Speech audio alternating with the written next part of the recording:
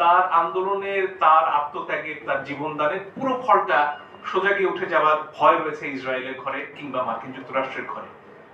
আমাদের জন্য এই ধরনের নতুন বৈশ্বিক বাস্তবতা আজকে বিরাজ করছে এবং সেখানে সামনের পথ চলাগুলো অনেক কঠিন। সেখানে অনেক বাস্তবতা মেনে নিয়ে আমাদের প্রত্যাশাগুলো নির্ধারণ করতে হচ্ছে বলেই আমরা আসলে পেছনে ফিরে যাওয়ার কথা বলছি। কিন্তু এই সব কিছু মনে রেখেও সামনে কোনো সম্ভব বলে আমরা মনে করি।